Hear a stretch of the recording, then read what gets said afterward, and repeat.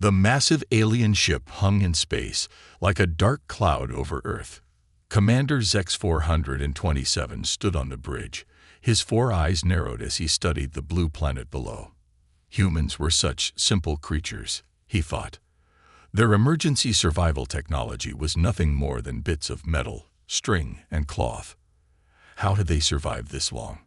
"Sir, shall we begin our attack?" asked Lieutenant Vec, her scales shimmering under the ship's lights. "Yes, these primitives won't last a day without their precious technology," Zex 427 said with a laugh. "Send in the first wave." Down on Earth, Sarah Chen was having a normal day at her job as an emergency kit inspector. At 28 years old, she had checked thousands of survival kits, making sure each one had the basics: matches, paracord, water filters, and multi-tools. Most people thought her job was boring. Today, it would save humanity. The first sign of trouble came when all phones stopped working. Then the power went out across the city. Sarah looked out her office window and saw something that made her heart stop. Huge ships blocking out the sun. This is not a drill. The emergency broadcast system blared through battery-powered radios everywhere. Unknown forces have disabled all advanced technology. All citizens, please use your emergency kits and head to the nearest shelter. The aliens expected panic. They expected chaos. Instead, they watched in confusion as millions of people calmly pulled out small bags and boxes from their homes, cars, and offices. "Sir," Vec reported, "the humans are. They're not panicking. They're organizing." Zex 427 zoomed in his viewing screen.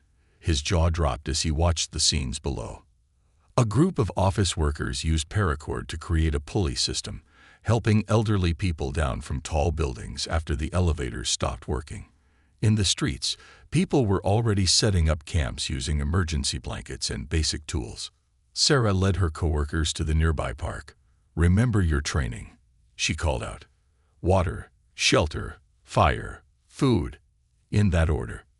Within hours, the park had become a well-organized camp.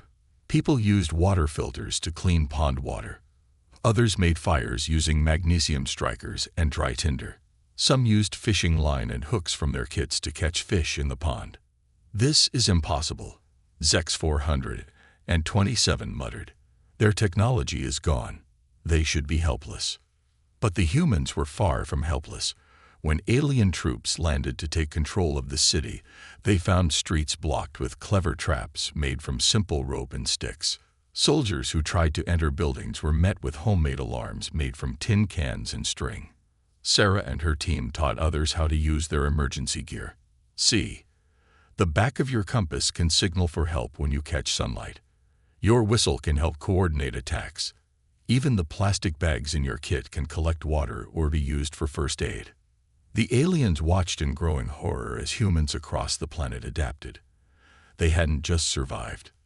They were fighting back. Using basic tools in ways the aliens had never imagined, humans proved to be much more dangerous than expected. "Sir," Vec said nervously, "we've lost contact with 3 ground teams. The humans are using some kind of primitive combat techniques. They're winning." Zex 427 couldn't believe it. His species had spent thousands of years developing high-tech weapons, but they had never learned basic survival skills. Now they were losing to humans armed with nothing but simple tools and creativity. As night fell, Sarah looked up at the alien ships through her binoculars. Around her, hundreds of campfires burned, keeping people warm and fed. Messages passed between camps using mirror signals and whistle codes. The humans were not just surviving. They were getting ready to fight back. "They thought taking our technology would weaken us," Sarah said to her group. "But they forgot something important. Humans didn't start with advanced technology. We started with sticks and stones, and we learned to survive." That knowledge never went away. In his ship, Zex 427 made a difficult decision. "Begin retreat," he ordered, "and send a message to command. The humans, they're not primitive. They're the most dangerous species we've ever found." As the alien ships pulled away from Earth, Sarah smiled. Humanity had won its first interstellar war not with fancy weapons, but with knowledge passed down through generations. The simple tools in their emergency kits had proved more powerful than any advanced technology. The war had lasted less than a day, but its lesson would echo across the galaxy. Never underestimate humans and their primitive survival skills. 2 weeks after the failed alien invasion, Commander Zex 427 faced an angry council of elders on his home planet. Their massive council chamber, filled with advanced holograms and floating chairs, now seemed strangely hollow after what he had seen on Earth. "You lost to creatures who make fire by rubbing sticks together." Elder Cax boomed, all 6 of his tentacles waving in disbelief. "Respected elders," Zex 427 said, "you don't understand. Those simple sticks are just the beginning. Let me show you what really happened after our first retreat." Flashback to Earth, 13 days earlier. Sarah Chen stood at the edge of a makeshift camp in Central Park, watching the alien ships return. This time, they came with what looked like giant metal insects, walking war machines that stood 20 stories tall. "They think bigger weapons will save them," Sarah smiled, turning to her growing team of survival experts. "Let's show them what happens when you corner creative humans." The aliens expected the humans to run from their war machines. Instead, they found empty cities. Every human seemed to have vanished overnight. Their scanners showed no large heat signatures, no electronic signals, nothing. "Search the underground," ordered Vec, now promoted to captain after many commanders had failed. They must be hiding in their subway tunnels. But the subway tunnels held another surprise. The humans had turned their primitive knowledge into something extraordinary. Every tunnel entrance had been rigged with simple but effective traps. Ropes and pulleys created collapsing passages. Mirrors redirected sunlight through complex arrays, blinding alien search teams. The humans had even used basic chemistry from their first aid kits to create smoke screens. "How are they hiding from our thermal scanners?" Vec demanded, frustrated after another failed search. The answer was brilliantly simple. Humans had used emergency blankets, thin sheets of metallic material designed to retain heat, to create invisible communities in plain sight. Entire camps were covered with these reflective sheets, making them virtually invisible to alien technology. But the humans weren't just hiding. They were learning. Sarah and other survival experts had discovered something fascinating. The alien technology couldn't handle the simplest things. Their advanced war machines could stop bullets but were helpless against mud and vines. Their complex targeting systems couldn't track objects moved by simple pulley systems. "Their weakness is their complexity," Sarah explained to the resistance leaders. "They forgot how to solve basic problems, so let's give them lots of basic problems." The humans launched their counterattack with devastating creativity. They used basic water filters to damage alien fuel supplies. Simple wedges and levers toppled the giant war machines. Homemade sundials and compasses coordinated attacks better than broken GPS systems. Emergency fishing lines, impossibly thin and strong, created invisible tripwires. Basic chemistry from first aid kits corroded alien armor. The aliens watched in horror as their mighty army was defeated by what they had dismissed as survival toys. But the most powerful weapon wasn't any tool or trap. It was the knowledge that humans had carried for generations. While the aliens panicked without their technology, humans thrived by returning to their roots. "Captain," a terrified alien soldier reported to Vec, "the humans, they're singing." Indeed, Sarah had organized the camps to sing traditional songs at sunset, songs that had survived centuries without any technology, songs that reminded humans they were never truly powerless.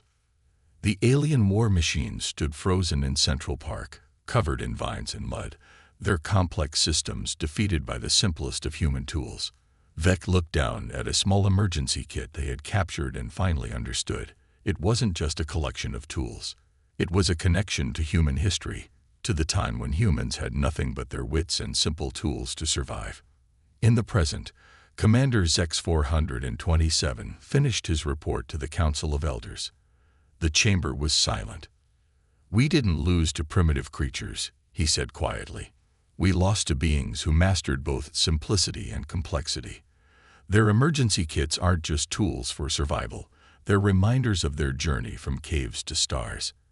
And that makes them more dangerous than any advanced civilization we've ever faced."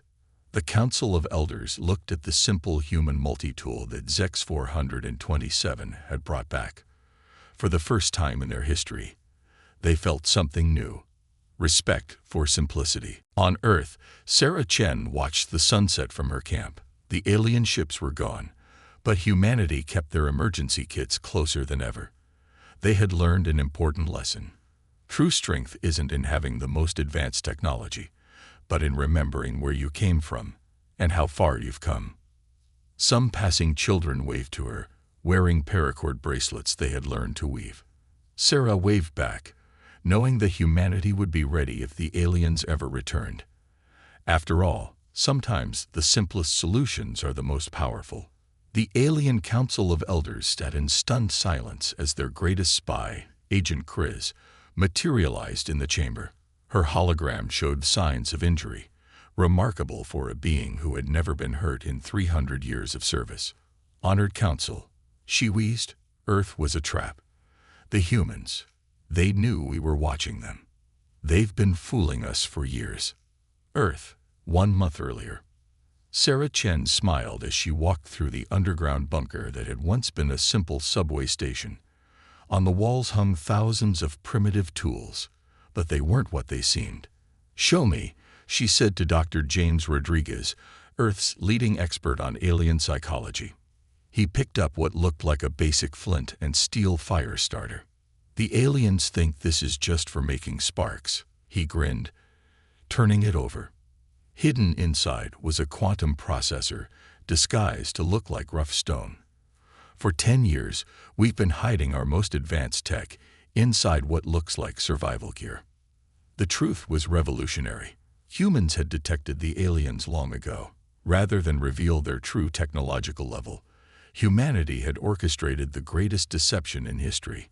They had hidden their advanced technology inside seemingly primitive tools, knowing the aliens would dismiss them.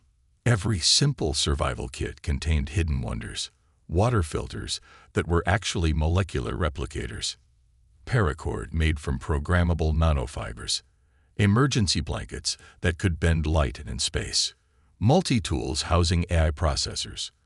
But the humans' greatest achievement wasn't the hidden technology. It was maintaining the deception. Millions of people had learned to use these tools as if they were truly primitive, keeping up the act even when alone. "Agent Kriz has been compromised," Sarah announced to the Underground Command Center. Time for Phase 3. Across Earth, people began revealing their true capabilities. The aliens watching from orbit saw what looked like primitive camps transforming. The simple emergency blankets unfolded into energy shields. Paracord snaked through the air, controlled by thought. Fire starters projected holograms that could reconstruct entire cities. On her ship, Vec watched in horror. Impossible. Their technology, it's more advanced than ours. But humanity had saved their greatest surprise for last. Sarah Chen wasn't just an emergency kit inspector. She was the architect of Earth's defense strategy. As she raised her primitive multi-tool, its quantum core connected with millions of others across the planet. The sky above Earth shimmed and changed. A vast network of hidden satellites, disguised as space debris, activated. Earth hadn't been defenseless. It had been protected by technology so advanced it looked primitive. "You see," Sarah's voice echoed through every alien communication channel. "True advancement isn't about making things more complicated. It's about making them so perfect they look simple." Agent Kriz, whose real name was Dr. Linda Martinez, shed her alien disguise. For 10 years, she had played the role of an alien spy, feeding them exactly what Earth wanted them to see. The alien war machines that had seemed so threatening now looked bulky and obvious. Their technology, focused on showing power, had missed the elegance of Earth's approach. In the council chamber, Agent Chris's hologram smiled. Humans didn't develop emergency kits because they were primitive. They developed them because they learned something we never did. The best technology doesn't look like technology at all. The Council of Elders watched as their fleet was effortlessly contained by forces they couldn't even see. Humanity's primitive tools had been the perfect cover for technology beyond their comprehension. Sarah walked out of the bunker into sunlight that now shimmered with visible quantum fields. Children played with paracord that danced through the air, their laughter mixing with the hum of hidden machines. The greatest survival skill, she said to Dr. Rodriguez, isn't just about staying alive. It's about choosing when to reveal your true strength. Around them, the primitive camps transformed into gleaming cities that had been there all along, hidden behind veils of engineered simplicity. Emergency kits were opened to reveal their true nature, not just tools for survival, but keys to technology so advanced it had fooled an entire alien civilization. The aliens had come looking for an easy conquest and found not just a superior force, but a civilization that had mastered the art of hiding in plain sight. Their greatest weapons had been defeated not by primitive tools, but by technology so perfect it could masquerade as sticks and stones. As night fell, Sarah looked up at the stars with her primitive binoculars, which could now openly show their ability to see through time and space. Humanity had won not just through superior technology, but through the patience to pretend to be less than they were. The aliens retreated, leaving behind a mystery that would haunt their civilization. Had they ever encountered other primitive species that were simply hiding their true nature? How many advanced civilizations were out there, disguising themselves with false simplicity? On Earth, children continued learning how to use both the simple and hidden features of their emergency kits. After all, as Sarah often said, the best survival skill is knowing when to stay hidden and when to shine. In the depths of space, Commander Vec stared at her ship's view screen in disbelief. Earth was sending out a distress signal, not to other humans, but to the very aliens they had just defeated. The message was simple: we need your help. Something is waking up. Earth, 3 days after the revelation. Sarah Chen stood in the transformed command center, watching ancient symbols appear on screens worldwide. The primitive tools had hidden more than just advanced technology. They had contained warnings. It's not just our technology, she explained to the hastily assembled council of human leaders and alien representatives. These tools were designed by our ancestors to hide from something far worse than alien invasions. Dr. Rodriguez stepped forward, holding what looked like a normal compass from a survival kit. As he opened it, holographic images filled the room, showing creatures that defied understanding, beings that lived between dimensions. Every survival kit on Earth, he said, every primitive tool, was actually part of a planetary defense system. Not against aliens. He paused, looking at the horrified faces around him, but against them. Deep beneath the Pacific Ocean, something stirred. The quantum sensors hidden in emergency blankets worldwide started flashing red. Humanity's hidden technology hadn't just been about fooling aliens. It had been containing ancient entities that had slept beneath Earth's surface for millions of years. The truth was both beautiful and terrifying. The water filters were actually monitoring dimensional barriers. Paracord contained strands that could bind interdimensional beings. Emergency blankets were thin sheets of reality-stabilizing material. Multi-tools could repair tears in the fabric of space-time. Sarah turned to Commander Vec, who had arrived under a flag of truce. Your invasion weakened the containment field. Now we need your help to fix it before they wake up completely. Vec looked at the readings with growing horror. These entities, they're in your mythology. Your dragons, your titans, your gods. Yes, Sarah nodded. Every human culture developed survival skills as a cover story. The real skills were about maintaining the seals. When you disabled our technology, you didn't realize some of it had to stay active. Around the world, the sky began to ripple. Strange lights appeared in the oceans. The beings that humans had locked away eons ago were stirring. But humanity hadn't just prepared defenses, they had prepared for this exact scenario. Sarah raised her multi-tool, and millions of others did the same worldwide. The primitive tools transformed, revealing their true purpose as keys to an ancient binding system. "We need your ships," Sarah told Vec. "Our ancestors built the cage, but we need your people's help to repair it." The aliens who had come to conquer now found themselves fighting alongside humans to save not just Earth, but reality itself. Their advanced ships, guided by human quantum tech, began reinforcing dimensional barriers worldwide. In New York, Sarah and Vec stood on the edge of Central Park, watching humans and aliens working together. Children taught alien soldiers how to use the primitive tools properly, not just the hidden tech, but the actual survival skills that had been developed as a backup. "Your people are incredible," Vec admitted, helping to set up what looked like a normal campfire, but was actually a dimensional anchor.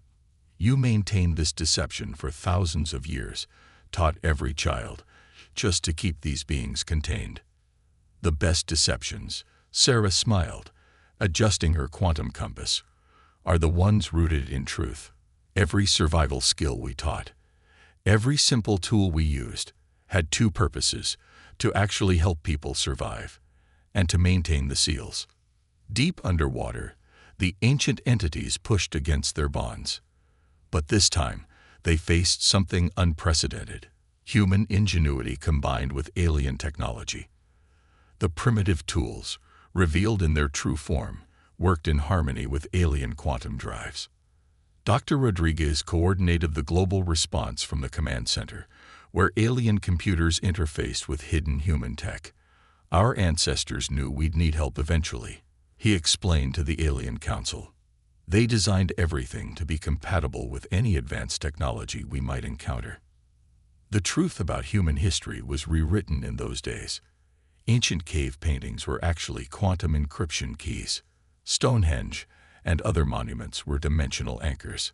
Traditional survival skills contained hidden knowledge about reality maintenance. Human myths about gods and monsters were training manuals in disguise. As night fell over Earth, Sarah and Vec watched their combined forces push back the dimensional horrors. The sky rippled one last time, then settled. The seals were stronger than ever, reinforced by the union of two civilizations that had been enemies just days before. "Your people," Vec said quietly, "could have asked for help at any time. Why maintain the deception?" Sarah looked at the children teaching aliens how to make normal fires alongside quantum fires. "Because humanity needed to remember both ways, the simple and the advanced. If we lost one, we'd still have the other." In orbit, human satellites now worked openly with alien ships, maintaining a barrier that protected not just Earth, but the entire galaxy. The primitive tools had served their purpose, not just hiding advanced technology, but preserving the knowledge humanity would need if that technology ever failed. As the crisis passed, a new era began. Humans and aliens working together, sharing knowledge of both simple survival and advanced technology. Earth's emergency kits were finally revealed for what they truly were: bridges between the primitive and the infinite, between the practical and the quantum, between the past and the future. And beneath it all, safely contained, the ancient beings slept once more, watched over by a partnership that had been written in the stars long before either civilization knew of the other's existence. On a quiet evening, 3 months after the dimensional crisis, Sarah Chen made a discovery that would change everything. She was teaching a group of alien children how to use primitive Earth tools when her quantum compass started behaving strangely. The needle wasn't pointing north, it was pointing through time. "Dr. Rodriguez," she called urgently, "I think we've been looking at this all wrong. These aren't just tools or weapons or seals. They're keys to understanding the universe's source code." The Great Discovery. In a transformed laboratory beneath Central Park, humans and aliens gathered around what appeared to be a simple survival kit. Dr. Rodriguez carefully laid out each item. A piece of paracord that seemed to write mathematical equations in the air. A water filter that showed the flow of time itself. a flint and steel that sparked glimpses of parallel worlds, a compass that plotted paths through dimensions. "Watch this," Sarah said, arranging the items in a pattern that matched the stars. Suddenly, the air filled with floating symbols, not alien, not human, but something more fundamental. "It's DNA," gasped Vec, who had become Earth's primary alien ambassador. But not just biological DNA. It's reality's DNA. The truth was more extraordinary than anyone had imagined. The primitive survival tools, the hidden quantum technology, even the dimensional seals, they were all part of a vast program written into the fabric of the universe itself.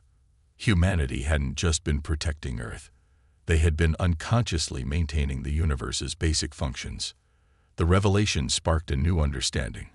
Each survival technique was actually a line of universal code. Traditional crafts were ways of debugging reality.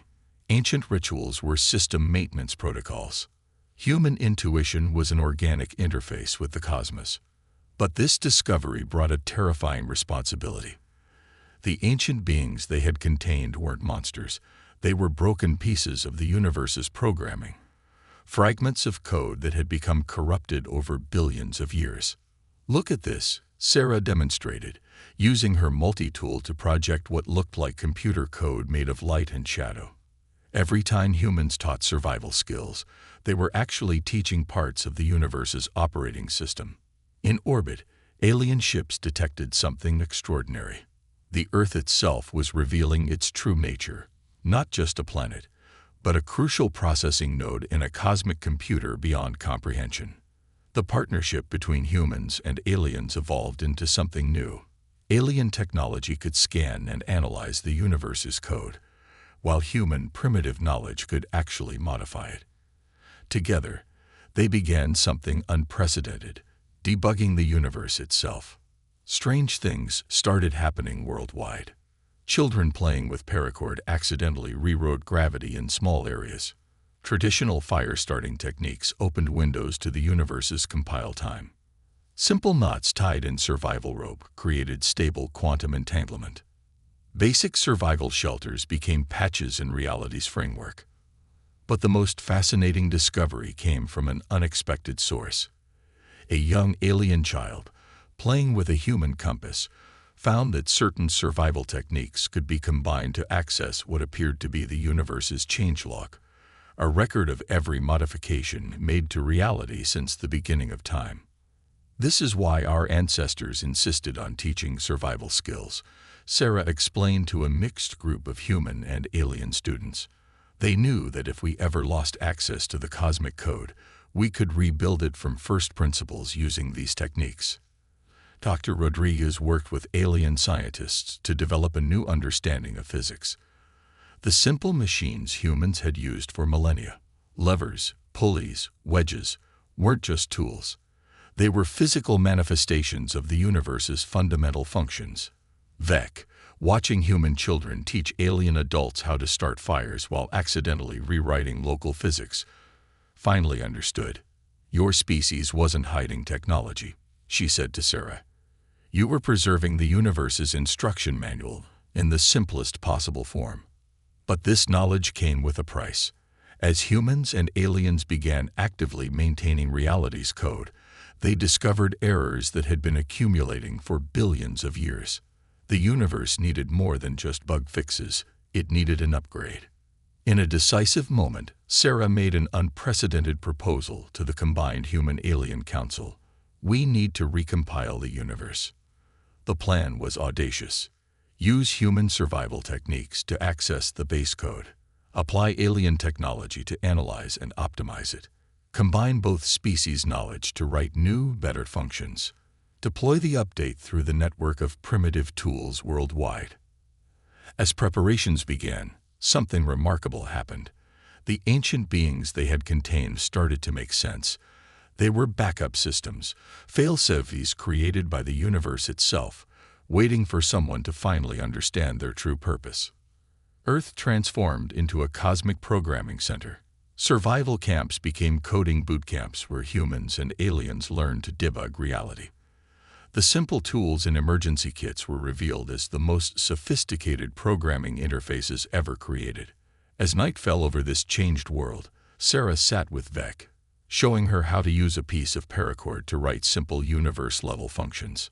The irony, Sarah smiled, is that we needed your invasion to finally understand what we'd been protecting all along. We weren't just surviving. We were maintaining existence itself. The stars above them twinkled with new meaning, each one a variable in the greatest program ever written, waiting to be optimized by this unexpected partnership between the simple and the sophisticated. And somewhere in the quantum realm, the universe's garbage collector prepared for the biggest cleanup operation since the Big Bang. The day of the universal recompile began with an unexpected problem. As Sarah Chen initiated the first line of cosmic code, using her quantum-enhanced survival kit, reality itself seemed to hiccup. Colors briefly inverted, gravity wavered, and somewhere in Antarctica, penguins started speaking in JavaScript. "We've got an inheritance conflict," Dr. Rodriguez announced, studying readings from both human survival tools and alien quantum computers. The universe is object-oriented, but it's running multiple instances of reality simultaneously. The debugging begins. In the transformed Central Park Command Center, now a mixture of campfire circles and quantum mainframes, humans and aliens worked frantically to understand what was happening. Vec, interfacing with both species systems, made a startling discovery. "Look at this," she said, projecting a hologram of what appeared to be DNA twisted into impossible shapes. The universe isn't just running code, it's running multiple versions of itself. We're in a cosmic kit repository. The truth was more complex than anyone had imagined. Each dimension was a separate branch of reality. Time itself was a massive version control system. Human déjà vu was actually cache memory. The ancient beings were merge conflict artifacts. But the biggest revelation came from a 7-year-old girl playing calf's cradle with quantum-enhanced string. As she wove patterns, mathematical equations appeared in the air. She had accidentally accessed the universe's debug console. "Stop the recompile," Sarah shouted, but it was too late. The girl's innocent string game had triggered something. Reality began to fork, creating multiple pull requests across dimensions. Worldwide, strange things started happening. People's shadows began writing unit tests for existence. Birds flew in patterns that optimized database queries. Ocean waves calculated quantum algorithms.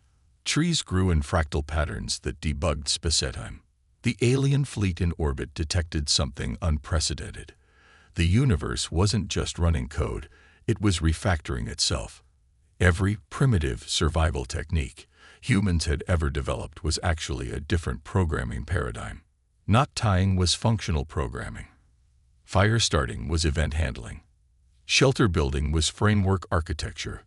Water filtration was data cleaning. Navigation was routing protocols. Dr. Rodriguez worked with alien programmers to understand what was happening.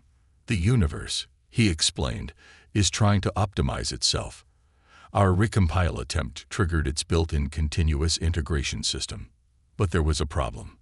The cosmic code was so complex that it had developed sentience. The universe wasn't just a program. It was a developer working on itself. And now, thanks to the combined knowledge of humans and aliens, it was becoming aware of its own architecture." Sarah found herself in an impossible debugging session, using a compass to navigate through source code that wrote itself, while Vec used alien quantum computers to prevent stack overflows in reality. The ancient beings, now revealed as living segments of legacy code, began to wake up. But instead of causing chaos, they started helping. Each one was a specialized debugging tool designed to maintain different aspects of existence. The sea monsters were database maintenance routines. The sky titans were load balancers. The earth giants were garbage collectors. The ancient gods were system administrators. In orbit, alien ships detected something beautiful. The universe was turning into a massive pair programming session between cosmos and consciousness. Every living thing was simultaneously running and debugging existence. Humanity's primitive survival skills proved crucial in this crisis. While alien technology could analyze the cosmic code, only human intuition could understand its organic, evolving nature. The simple tools in survival kits were perfectly designed to interface with a living universe. Paracord could thread through quantum entanglement. Flint and steel could spark new instances of reality. Water filters could clean corrupted data streams. Emergency blankets could contain parallel processing. But the most amazing discovery came when Sarah and Vec accidentally merged their debugging techniques. By combining a simple human campfire with alien quantum computing, they created something new, a development environment for reality itself. "Look at this," Sarah said, using a piece of paracord to write what looked like a simple knot, but was actually a complex algorithm. "We're not just running the universe's code anymore. We're pair programming with existence." The recompile transformed into something more, a collaborative coding session with the cosmos. Every survival skill taught to children now came with cosmic programming lessons: how to debug reality with a magnifying glass, writing clean code with dirty hands, optimizing existence through observation, testing in production very carefully. As night fell, something magical happened.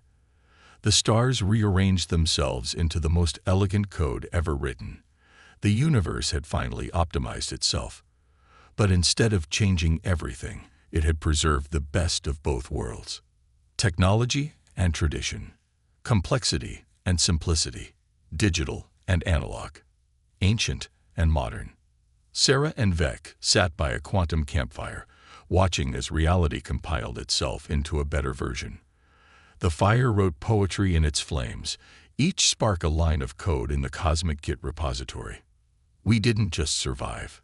Sarah smiled, showing Vec how to debug spacetime with a marshmallow stick. "We became part of the development team for existence itself."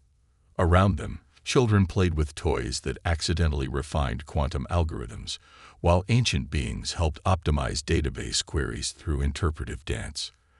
The universe had become a living, breathing development environment, and every being was both user and developer. The Great Recompile wasn't an ending.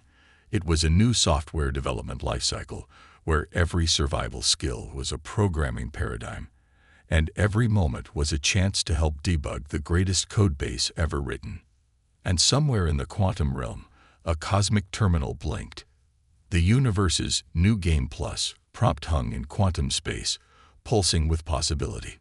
Sarah, Chen, and Vec stared at it, realizing this wasn't just a system upgrade. It was an invitation. But before anyone could respond, every survival tool on Earth began to glow with ancient code. "That's impossible," Dr. Rodriguez whispered, watching as his quantum compass pointed to something beyond the universe itself.